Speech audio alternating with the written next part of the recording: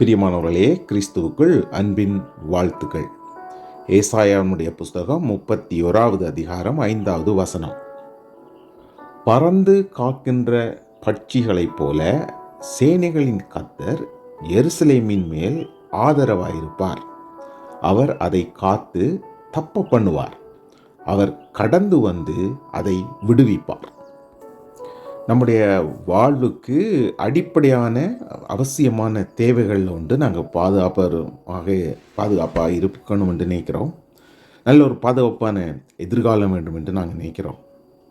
பணத்தால், நாங்கள் போடுற திட்டங்களால் மற்றும் பல்வேறு விதமான வழிகளில் நம்முடைய பாதுகாப்பை நிச்சயப்படுத்த முயல்கிறோம். ஆனால் இங்கே தேவன் ஒரு சுவாரஸ்யமான காட்சியை நமக்கு காண்பிக்கிறார்.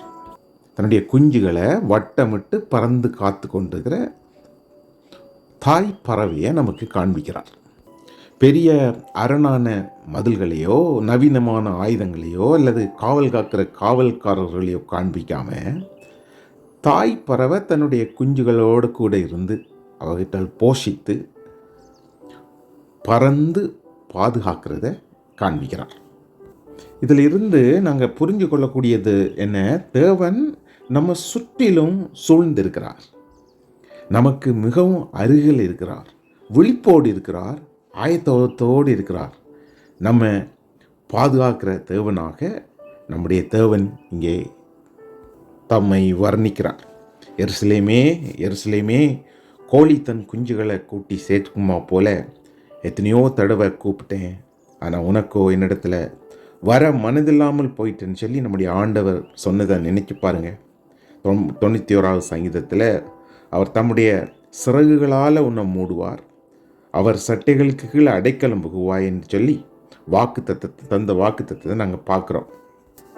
இந்த நாளுக்கு தேவையான இந்த சத்தியத்தில் இருக்கிற வெளிச்சம், உன்னை தொடுகிறவன் என் கண்மணியை தொடுகிறான் என்று சொல்லியபடி நம்மை சுற்றிலும் ஒவ்வொரு வினாடியும் பறந்து காக்கிற பட்சியை போல நம்முடைய ஆண்டவர் நம்ம பாதுகாக்கிறார்.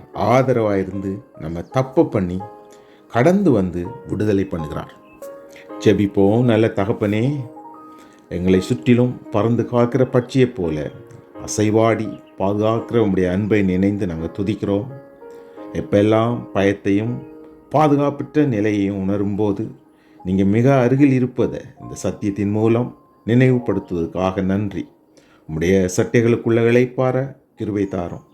வாழ்வின் ஒவ்வொரு சூழ்நிலைகளும் உம்முடைய பாதுகாப்பின் நிச்சயத்தை அனுபவிக்க உதவி செய்கிறதுக்காய் நன்றி செலுத்தி இயேசுவின் நாமத்தில் ஜெபிக்கிறோம் பிதாவே. ஆமேன்.